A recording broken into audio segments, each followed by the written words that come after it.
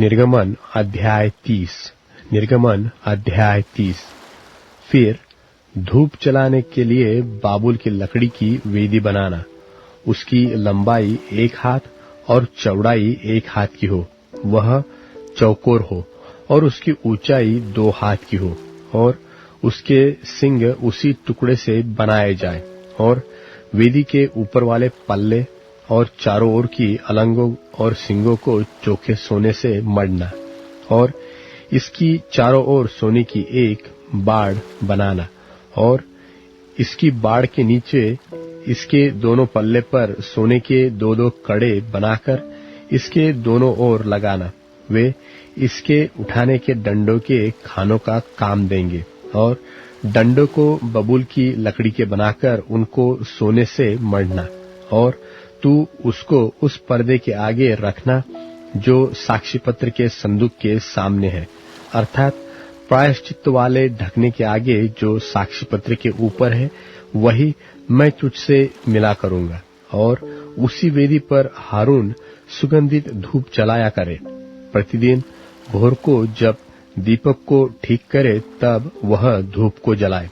तब गोधूली के समय जब हारून दीपकों को जलाए तब धूप जलाया करे। यह धूप यहोवा के सामने तुम्हारे पीढ़ी पीढ़ी में नित्य जलाया जाए, और उस वेदी पर तुम और प्रकार का धूप न जलाना, और न उस पर होम बलि और न अन्न बलि चढ़ाना, और न इस पर अर्घ देना। और हारून वर्ष में एक बार इसके सिंगों पर प्रायश्चित करे, और तुम्हारी पीढ़ी पीढ़ी में वर्ष में एक बार प्रायश्चित के पाप बलि के लहू से इस पर प्रायश्चित किया जाए। यह यहोवा के लिए परम पवित्र है। और तब यहोवा ने मूसा से कहा, जब तू इस्राएलियों की गिनती लेने लगे तब वे गिनने के समय जिनकी गिनती हुई हो अपने अपने प्राणों के लिए यहोवा को प्रायश्चित दे, जिससे जब तू उनकी गिनती कर रहा हो उस समय कोई विपत्ति उन पर न आ पड़े। जितने लोग गिने जाए वे पवित्र स्थान के शेकेल के लिए आधा शेकेल दे। यह शेकेल 20 गेरा का होता है। यहोवा की भेंट आधा शेकेल का हो। 20 वर्ष के व उससे अधिक अवस्था के जितने गिने जाए उनमें से एक एक जन यहोवा की भेंट दे। जब तुम्हारे प्राणों के प्रायश्चित के निमित्त यहोवा की भेंट दी जाए तब न तो धनी लोग आधे शेकेल से अधिक दे और न कंगाल लोग उससे कम दे। और तू इस्राएलियों से प्रायश्चित का रुपया लेकर मिलाप वाले तंबू के काम में लाना, जिससे वह यहोवा के सन्मुख इस्राएलियों के स्मरणार्थ चिन्ह ठहरे और उनके प्राणों का प्रायश्चित भी हो।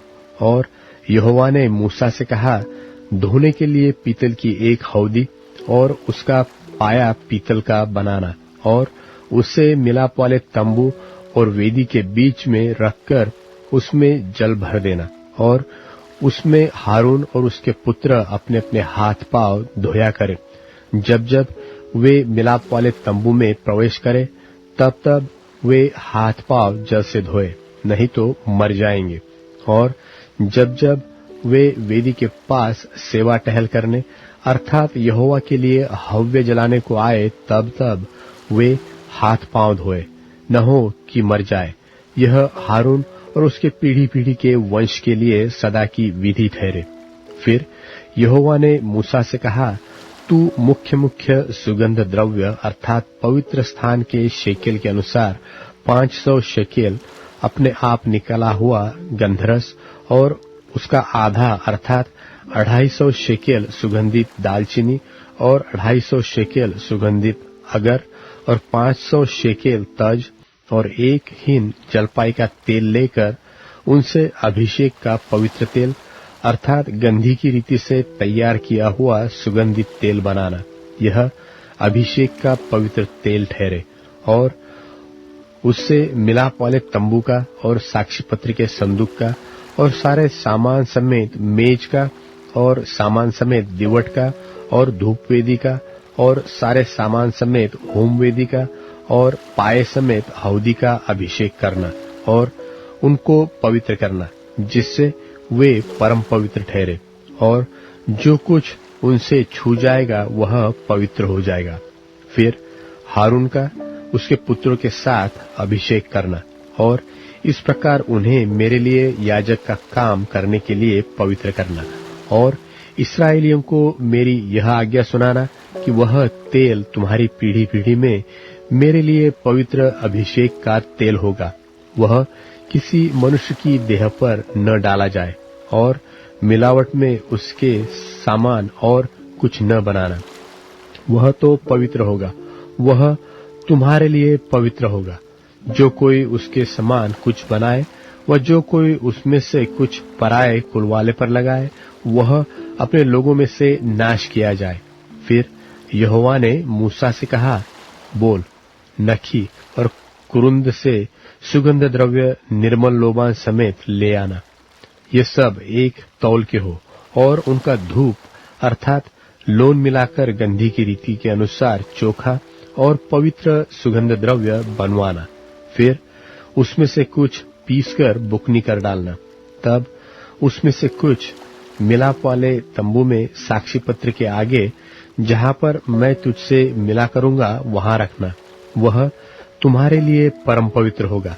और जो धूप तू बनवाएगा, मिलावट में उसके समान तुम लोग अपने लिए और कुछ न बनवाना।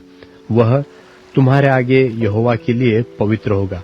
जो कोई सुगंध के लिए उसके समान कुछ बनवाए, वह अपने लोगों में से नाश किया जाए।